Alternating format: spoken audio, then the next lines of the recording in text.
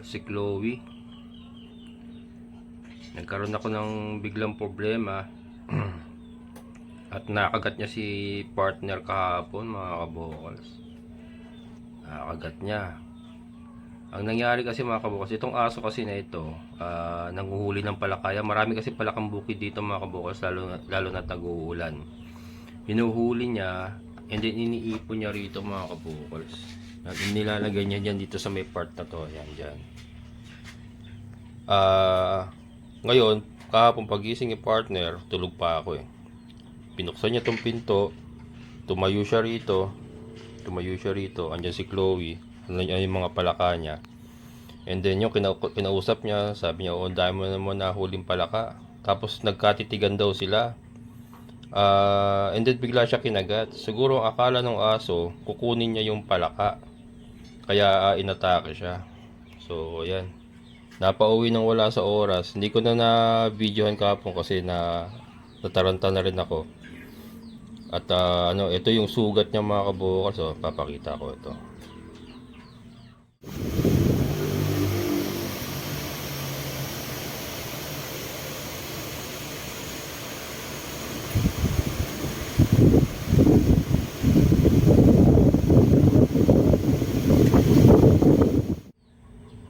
So, ang problema, ayaw na umuwi ni partner. Natakot na, natrauma, mga kabukas, kaya napauwi nang wala sa oras kahapon. Ayan. Hindi ko na nga umarkila na lang kami ng tricycle kasi nga kahapon ay maulan pa. So, hindi ako makalabas pa dahil maputik, hindi makaahon yung motor ko. So, umarkila na lang kami kay Kuya Greg para dinala ko muna siya sa Animal Bite Center sa Angat. Papaturukan ko nga sana kaya lang kasi sa San Lazaro siya nagpaturok talaga kasi last year meron siyang complete vaccine ng anti-rabies sa San Lazaro. Kaya ang sabi doon sa Animal Bite Center sa Angat, since 2 dosage pa pala yun, para pagbalik niya hindi na siya pupunta na Angat ulit, doon na lang sa kanila. Yun, doon na lang siya magpapa booster shot na lang naman yung mga kabokals. Booster shot. Yan, napakatapang kasi tong aso na ito. Saka yun nga, ako lang ang kinikilala niya. And then may pagka bipolar siya. Paiba-iba siya talaga ng hindi ko baga siya yung hindi mo talagang pwede pagkatiwalaan. Kahit ako, hindi ako nagtitiwala sa kanya na yung hihimasin mo na matagal. Nag-iiba yung bigla siyang nag-iiba. Nagbi-beast mode siya. Yan. And then ngayon, medyo humirap nga yung ating pag-handle sa kanya kasi sa ngayon kasi lumaki ito sa kadena, mga kabokals eh. Simula ng tuta siya doon sa old area, nakatali na siya. Hindi kasi natin siya pinawawalan doon at hindi po maayos ang ating bakod doon. So, doon siya lumaki, nakatali. Yung mundo niya umikot lang doon sa tali na yon. Dito lang natin siya napawalan kasi may maayos na tayong bakod. So, contained siya sa loob. Kaya dito na siya napawalan. Ang problema, ayaw na niya magpatali, mga kabokals. Ayaw na. Pagka kinakadinahan ko na siya ngayon, nangangagat na. So, yun isang challenge ko. Kaya ang technique ko dyan, mga kabokals, pagka may bisita ko, halimbawa, ay pinapainan na lang natin. And then, pinapapasok natin dyan sa loob ng ating bahay. Hindi, sinasara natin yung pinto. Diyan lang siya sa loob pag may bisita ako. Si partner naman kasi, ang kampante ako at matagal na siyang nandito, matagal sila magkasama. Si partner pang nagpapakain sa kanya. Kaya, kampante ako na okay na sila. Kaya lang yun nga, hindi niya kabisado pa talaga yung aso. Pagka ganun kasi lalo na may huli siyang palaka, wag mo siyang pakikialaman kasi parang threat sa kanya yun. Akala niya kasi kukunin mo yung palaka niya. Kaya yun ang nangyari. So, yun. Yan pong istorya, problema. Hindi na ayaw na umuwi ni partner, na trauma na takot na, mga kabokals. Hindi na raw siya uuwi dito. Ang gagawin ko dito, papagawa na lang tayo ng mas malaking cage. Ng cage para sa kanya, yung medyo malaki naman na nakakaikot-ikot siya para pagka may bisita ko or uuwi si partner, i-cage na lang siya. I-cage na lang.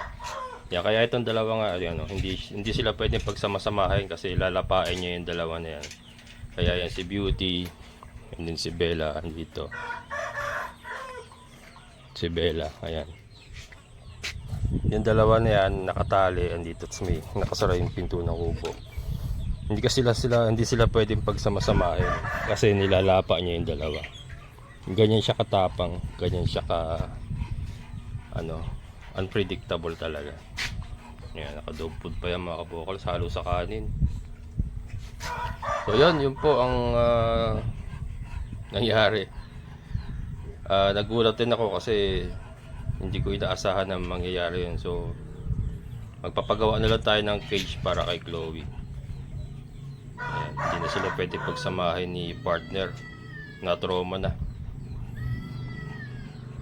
Mabait naman yan mga kabokals, intindihin mo lang siya eh. Meron siya talagang kakaibang ugali. Kailangan talaga pabayaan mo lang siya sa ginagawa niya. Yan, kahit ako pinababayaan ako pagka may ganun palaka siyang huli, iniiwasan ko na nga lang eh. Yan, wag mo talaga siyang pakikialaman sa ginagawa niya at nagagalit.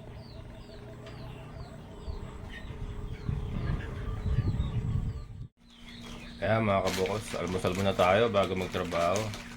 So ang almusal ko ay ang kape. Tapos meron tayong biskwit. Yan, biskwit. Sausaw sa kape.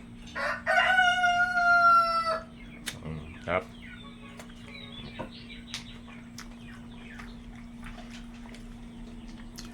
Yan si Chloe mga kabukas, ano yan? Aminin ko medyo mahirap talaga ang handling sa kanya. Una-una, hindi mo siya makakadinahan. Yung the moment pa lang na kinakabit mo yung kadena niya, nangangagat na siya.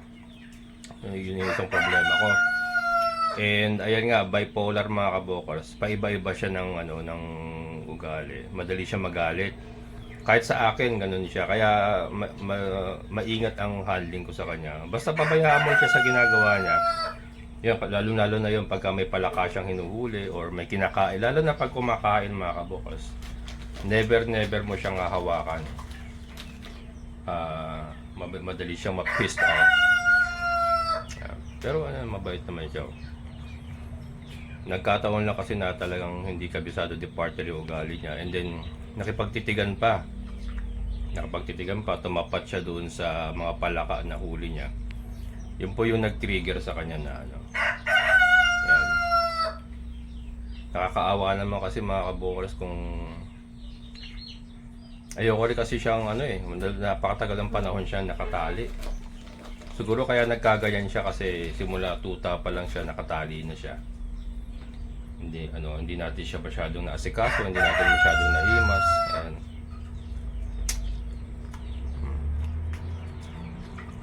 Ayan. So yun. Ito naman si Chloe mga kaboss, pag mabisita ako, pinapapasok ko yan dito, sinasara ko yung pinto. Yan, papainan mo lang ng pagkain yan, papasok naman yan, hindi nakasara yung pinto. So nandito rin siya sa loob pag may bisita ako. Kaya lang yung si partner na nagulat din ako kasi matagal na sila magkasama rito. Siya pa ang nagpapakain pagka nandito siya. Higa yung palaka, yun yung nagpa-trigger dun. Kasi naging parang threat siya doon sa aso. Naging threat siya. Akala niya siguro kukunin yung palaka niya, ganun.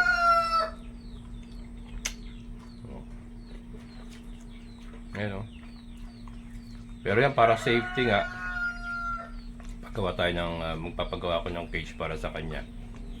Para pagka nandito si partner, i-cage na lang siya para safety. At saka yung dalawa, kaya napansin nyo yung dalawa na, si Bella na doon sa kubo, nakatali doon, tapos nakasara yung pinto ng kubo.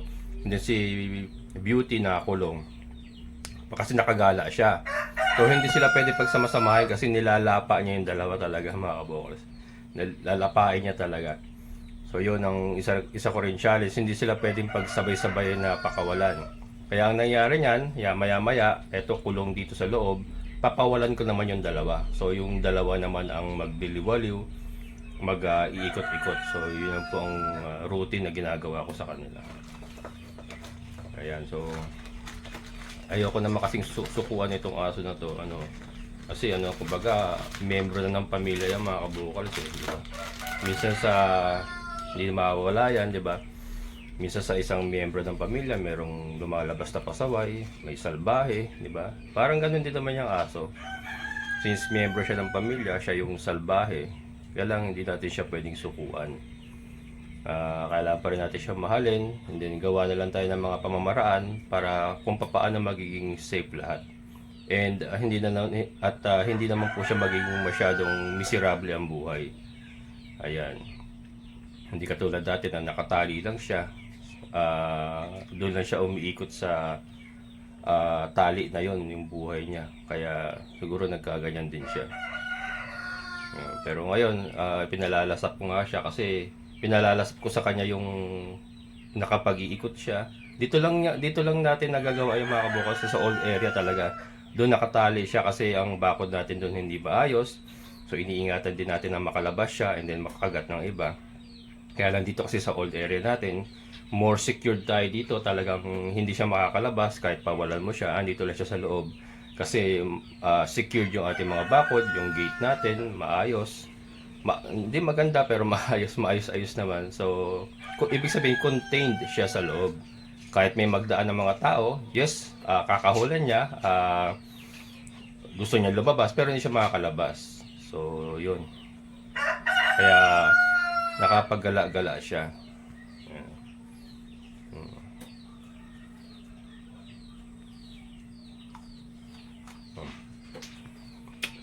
Ayan mga kabukal, so ano, magpapakain tayo ng mga alaga natin. Si Dagol mga kabukal, so malakas kumain ng ano, ng kakawati, dahon ng kakawati. Ano yan, Madre de Cacao. Dahil siya nga po ay hindi natin mapalabas at nanunuwag. Ayan. So nirarasyonan lang natin siya.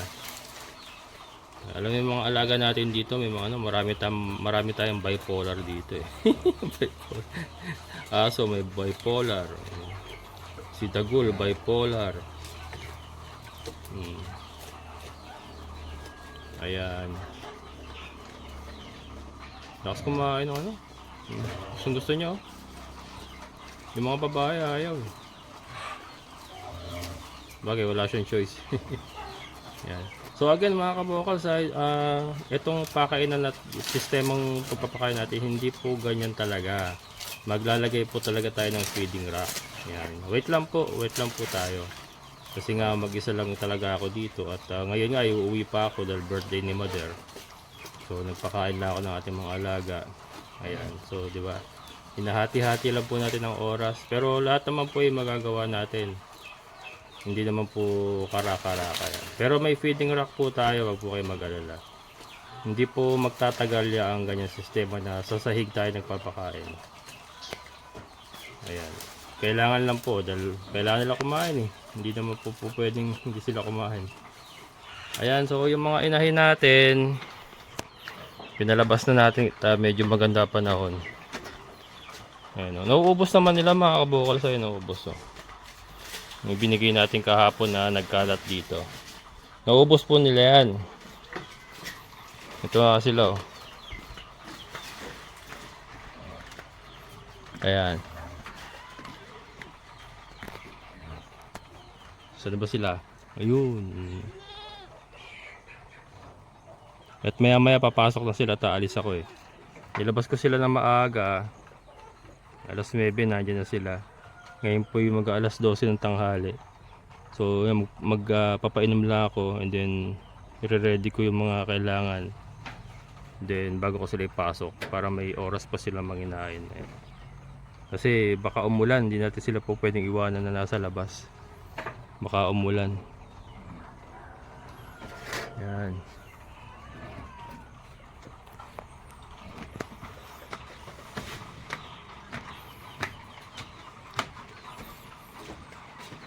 Yung ating mga baboy. Ito nga pala.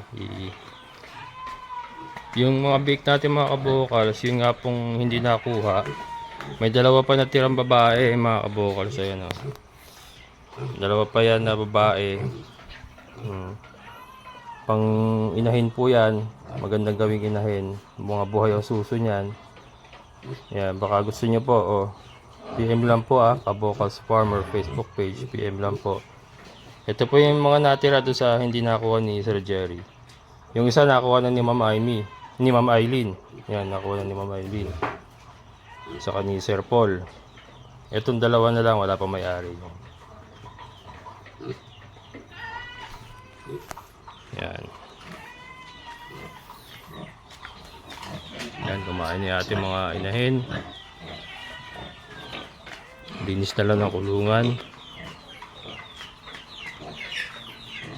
Galing na yung ano na, yung sugat ni Tricia sa pagkakasampa ni Kanor, magaling na, tuyo na. Yan po yung grip niya, yung pagsampa, naka-grip siya sa katawan ng ng inahin. Yan po yung kay Kanor po galing yan. Yan si Kanor. Maglilinis pa tayo ng kulungan. Yan po. Hello mga kabokals, ayan. So nakauwi na tayo ng San Jose del Monte. Si Mother ay birthday ngayon. 84th birthday. Yan, 84. 84 na siya mga kabokals. Tira na yung kanyang sopas. So ito, ipakita ko lang yung ating munting handa para kay Mother. Meron tayong pizza malaki. Ayan, overload. Mura lang yung mga kabokals, overload yan. Then litsong manok. And then nagluto yung anak ko ng carbonara. Ayan. Carbonara, big hot sauce. Ayan. Okay ba? Kaya si partner nga hindi nakasama at nakagat ni Chloe. So dapat nandito rin siya. Kaya lang napauwi na wala sa oras. So kami-kami lang muna. Ayan, so dito na natin natapusin mga kabokals. Kami na may kakain na muna. And then ako uuwi rin kaagad. At alay nyo marami tayong mga alaga doon na hindi natin pwedeng pabayaan. So yan happy birthday, 84th birthday. Ayan. So maraming salamat mga kabokals. Sana po nag-enjoy kayo. Maraming salamat sa lahat ng mga solid kabokals, mga solid viewers. Siyempre sa ating kaibigan po, Sir Boyet. Sir, thank you so much.